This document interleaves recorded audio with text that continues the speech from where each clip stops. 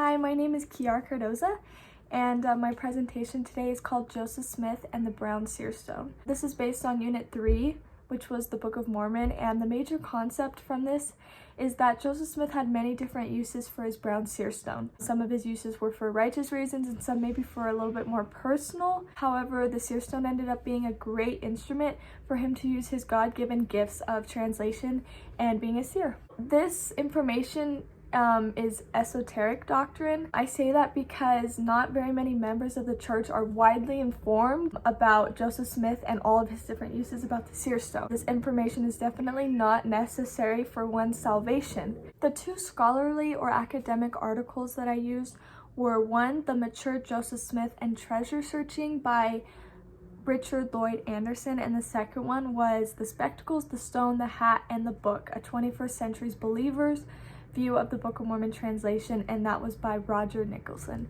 I also received a lot of prophetic insights from two talks. One was given by Elder Maxwell in General Conference called By the Gift and Power of God, and the other one was an Ensign article by President Nelson called A Treasured Testament.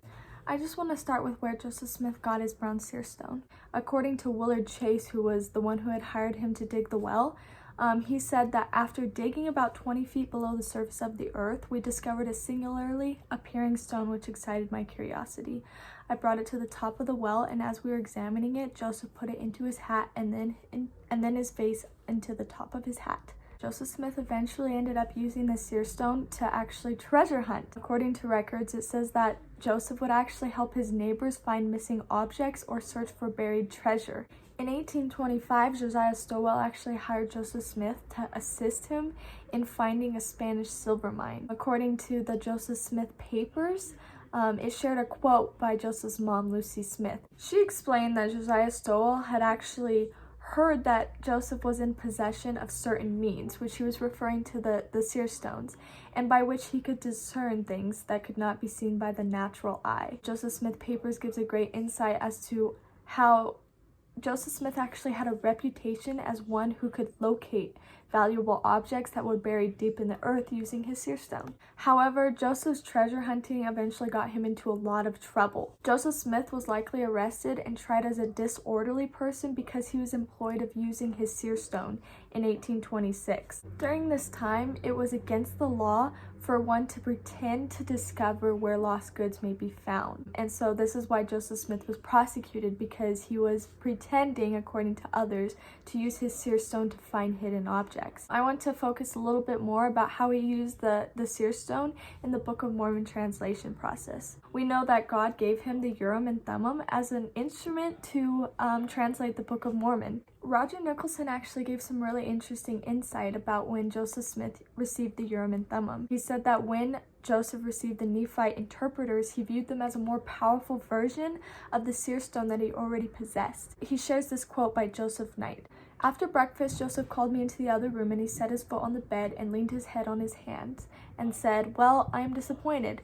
"Well," says I am sorry." "Well," says he, "I am greatly disappointed. It is 10 times better than I expected." But he seemed to think more of the glasses, or the Urim and Thummim, than he did of the plates, for says he, "I can see anything, they are marvelous." Yet while Joseph Smith had the Urim and Thummim in his possession, it appears that Joseph Smith actually used the seer stone maybe even more often than the Urim and Thummim. Emma Smith confirmed that Joseph Smith he would switch between the Urim and Thummim and using the seer stone. Joseph Smith would actually use the seer stone more out of convenience than the Urim and Thummim. Now, just focusing on the stone itself, I personally believe that God gave Joseph Smith this gift to translate and to be a seer, and that the stone was an instrument for him to use this gift. In D&C section 5 verse 4, the Lord talks to Joseph Smith. He says, "And you have a gift to translate the plates, and this is the first gift that I bestowed upon you. And I have commanded you that you should pretend to no other gift until my purpose is fulfilled in this. For I will grant unto you no other gift until it is finished." Oliver Cowdery actually tried to translate using the stone at one point and failed. Later, when Oliver Cowdery was trying to do the translation using the stone, this scripture was revealed in D&C 9 verses 2, 3, and 4. The Lord was speaking to Oliver Cowdery when he said, "And then behold, other records have I that I will give unto you, power that you may assist to translate, Be patient, my son, for it is wisdom in me, and it is not expedient that you should translate at this present time.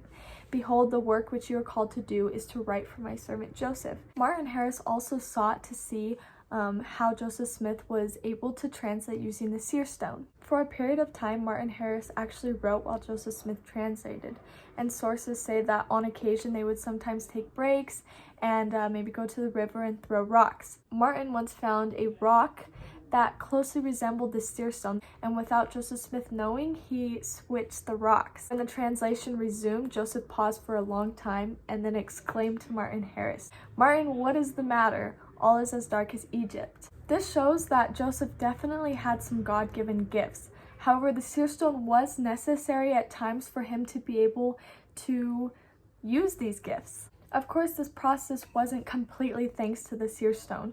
It required a lot of faith and a lot of work and a lot of mind by Joseph Smith. As Elder Maxwell said, thus the Book of Mormon came through, but not from Joseph Smith. There are two main concepts that we can take away from this presentation. The first is that God gives us many gifts, and if those gifts aren't used for righteous reasons, they can be taken away. For example, Joseph Smith's translation gift was taken away for some time after the 116 pages were lost. The second concept is that Joseph Smith's Seer stone, although found by him individually, proved to be extremely necessary in translating the Book of Mormon. The key takeaway that I want to emphasize from this presentation is that Joseph Smith's brown Seer stone was a great instrument that allowed Joseph Smith to use his God-given gifts. Although he used the stone for personal, selfish reasons in the very beginning, it eventually helped bring to pass the Book of Mormon, which we're super thankful for today. God allowed Joseph Smith to use the stone for righteous purposes. And that is my presentation.